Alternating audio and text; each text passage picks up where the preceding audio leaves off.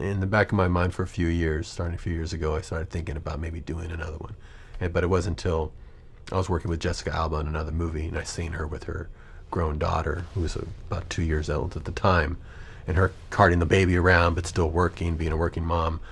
I thought it would be a great way to introduce another segment of the Cortez family. Maybe she could be the younger sister to Antonio Banderas, and bring in a couple of stepkids, and actually develop the story idea with Jessica Alba.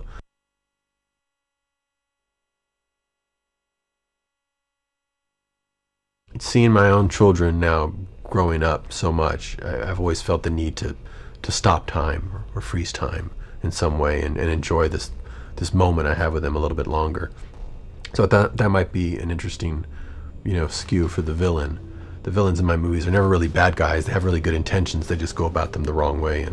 And I thought the Timekeeper would be a great villain for this piece, helping teach a life lesson about wasting time or how you spend your time when you have a family.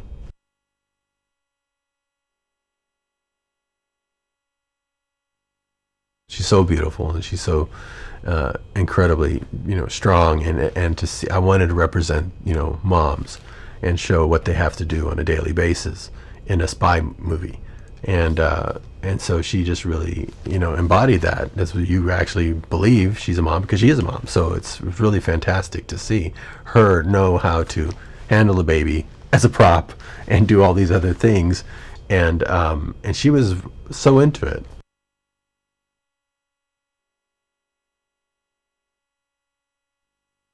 I had this idea that if she was a spy, it would be great if her husband was a spy hunter on television only, and had never seen a real spy or caught a spy, and he didn't know that his wife was a spy. So I needed somebody that could play that sort of humor, and Joel McHale was the person. I mean, he's so funny, and he's just so quick, and he's so affable, and just good-natured, that you could see that he would be as innocent to not know that his wife was a spy. And how he deals with that is also very fun.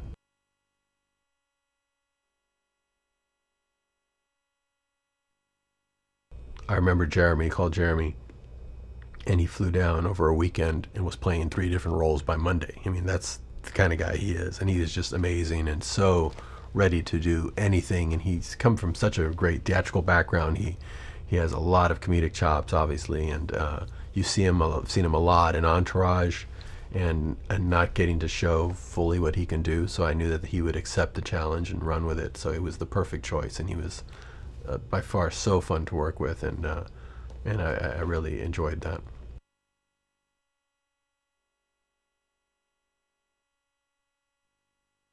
Ricky Gervais was the person I always had in mind for Argonaut. I wanted something like a British James Bond that was very sarcastic, and Ricky was always in mind.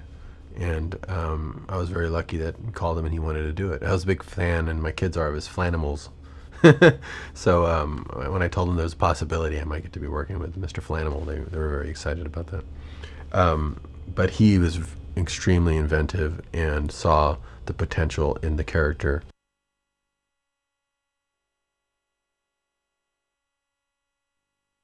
It's very empowering for children to see a live action film versus an animated film, where they see real kids that they can relate to being cool and being independent, and being challenged and overcoming challenges. I think is what makes it enduring to audiences, and gets the seal of approval from parents, because they see their kids become so confident, become so excited about the idea of empowered children who are good kids that can overcome anything, and do amazing things.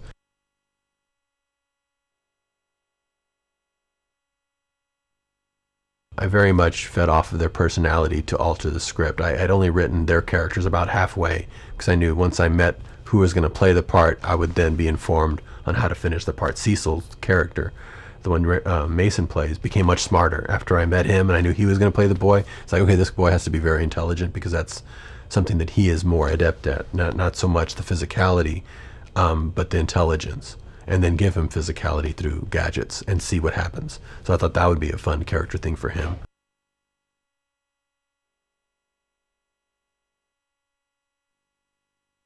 For Rowan, she's just amazing. Very precocious little 8 at the time, now 9.